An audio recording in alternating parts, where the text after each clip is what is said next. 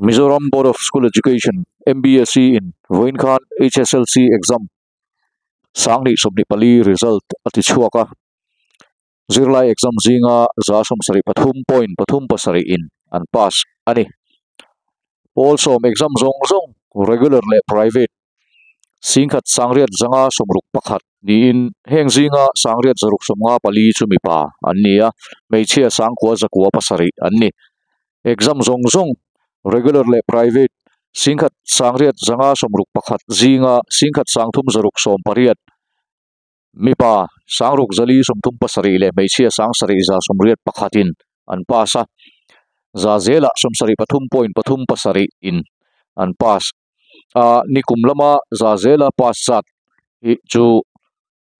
somsari pakhat point pakhat pali ani nikum aiin pass percentage kumina asang jok ani distinction a pass sangkhat zathum somthum pahnih anoma first division a pass sangthum zariat pakhat second division a pass sanga zanga somruk pali le third division a pass sangni zakwa somni pakhat omin compartmental chance nei hi mi za paruk anombok sarkar school pass percentage chu somruk pathum point pani pariat ania private school somriat pathum point pani deficit school somkwa pakhat point pani aided school somruk paruk point pathum paruk lamsam school somsari pali point pali panga ni in private candidate pass percentage hi somli point panga pani ani zirlai exam zong pass vek school somriat panga anom lain zirlai exam pass ommia lo na school som pariat anom bok mark zanga mark zali somriat panga muwa pakhat na din mun hautu lal moi puyalom chual St Paul's Higher Secondary School le mark zali somsari pariat muwa pathum na din mun hautu h lalsang puya St Joseph's Higher Secondary School te voin lama van nei thak takin kan muthei hlawa mark zali somriat muwa pani na din mun hautu vanlal mon pui St Paul's Higher Secondary School po Delhi lama pol som pakhat lozom man to ma se van nei thak takin kan bepop thei hlau bok kaping sulal mo ibu ya lo ya tunai kum som paru kapang me ka ke mai apa kemai kan kapang so HL lo jola ya chom kan itu jesin ta banyak phone ya college bank jola kan lo me ka chuan simple higher secondary school ka me top 10 tak koi ga in base lo ka pa thei chu ga base language adikin mizo gi chu klemin na ji dewa english pe chu klemin ka har sa de diga ya min pot yan de china ta exam ate po hian chuan no science lam pang hi chu ka la zela engineering hi ka tu mai thea chu chu bang chuan physics lam pang te maths lam pang te ka la zel lo zan lama ta king ke chu zan lama zir ba kai chuan chang sing lama hian ka thau ma ka zir mai thina zan lama hi chuan are ga dar som pa hi chu ka pel khat khop mai chu ji nga de hian chang le dali dar nga ti vel chwa te ka thawa school kan fa song hian ka zir le thina exam lai pi chuan exam lai pi chuan chang pi chuan le chan de ti vel te ka zir thi kha chu subject har le har dang zir khan mai ti khoi chu ka khoi ve nu la chu khoi mo bera chuan khoi lo tu chu ni lo hei ke mani kan control chin chuan khoi ko kha khoi ka ti lo wa ke ma khoi chu mi thlang chu ka khoi nga chu mi to chu mi ri puna chuan le kha ka jirang ka ti khan ka jin so hewa te một mà tiền tiền để khởi lấy rồi tiền han cái mà đi cái control thì mà chuan thì sẽ lại bị đuổi tập bộ với mỗi em mà trong cái thế mà cho bạn chuan với cái mà đi cái control thì chuan với cái tiền đầu đi cái đồ lại phát hiện support cho em mà giả là thì rồi trang thì hiện nó bên quy về chỉ thì nó đúng không nhưng gì cả tập bộ giả ấy cái gì có một chút suộc mà giả là cái gì thì rồi ta gì các thầu mà thì hiện anh đi coi nó thầu mà về thì thay muốn support nó sao tụ anh chỉ chú ý hiện class này trong đấy simple cái lối trang khai min pui bong sa me ma ka se na te po ani te lo chuan tu na ti ken ke ro ti ching sa reng ani ya chuangin principal te de kan se ti tu jang song he khan tong tu Kaming chu vala mon pui ani a tuna hian zone 1 ma kan khosame ka St. Paul's Higher Secondary School chagin HSLC ka exam ani ka le khajiran chu ke hi le kha zir tuk ka khatyanga thuchil de top ang chi kha kan ni lo awangin chutianga hei zir na sa tu ang chu kan ni chang lo kan ni lawa ka zir ve chin dan chu ita class explanation te le hete textbook ka thil in siak te pa ka other additional information anti ang chi hi khatyang chara I thiam kha chat thiam kha I ka thiam zo nya ka ti dan nya normal school days anga hi chuan zirti tu ten thil tharmin zirti rin englo chadewin kangai kha a chuan in lama ka phan chuan ka revise le zela ti chuan note te ti khan ka in siam ve ya ka the angin ti chuan homework te kha ka tia chuan in pre boards HSLC tan hi chuan pre boards vela kan pre boards vai ni kan nei hian min pui em a ti chuan in HSLC dona kha chuan lekha po na sa takin ka thei pato kha chang ka ri ve a pathian zara hei pani na hial te kalo ni ve thei pha ani engline nge ka zirtum te chuan tuna hianin DPS RK Purama le class 11 kan chan to a chu tuna hian bio maths kala me ka maths hi ka tui em maths le science hi chumi lama chuanin kalkatum mani ke hi lo kalau ngai to ve for thin to a ke hi chuan thiam na tak hi ka ngai pui mo em a chu englo kan thil zir te hi tianga soidiam pot lawa khatianga by heart top lawin enge a principle enge a concept enge a phena thilom engting nge chumi chu aloni thei enge a omja ti hi shat hi a chaber ka tia chu englo kan zir chan po ni in ka sha a chu wang chuanin kan thil zir te hi chiar liam pot ta by heart liam pot lawin a phena enge enge hemi kan zir la hian min zir tira tum enge omja engtinge hemi hi englo kan nuna kan panang ti te hi englo khatyang lampang kha I ngai poimo ila ka ti ani kaping chu ista sang pe ania kapa hi ista ania so tuna hen ram han jeng thara ne unau hi pathum kan nia o paber kan nia kan school hi St. Joseph Higher Secondary School ania Urban North le Bongkon ve a chuan HSLC exam ka mak musa thi 478 so hi sum sai paria tania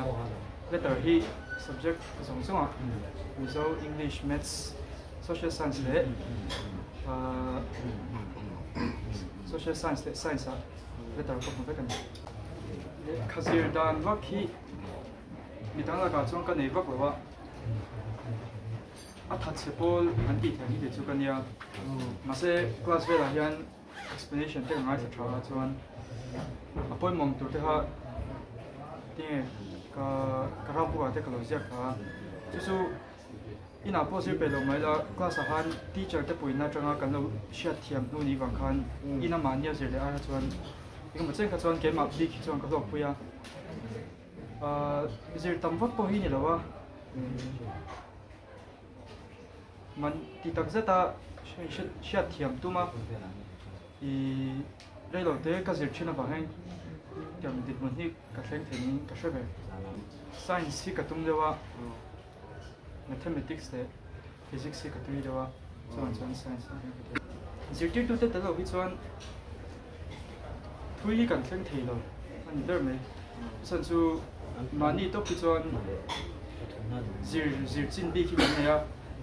nge thiam chin kan thiam lo chin kan thlen toi chuan mania hian ti pe lo na te hi lo om thina ma se zir tir tu te ka shoi nai chuan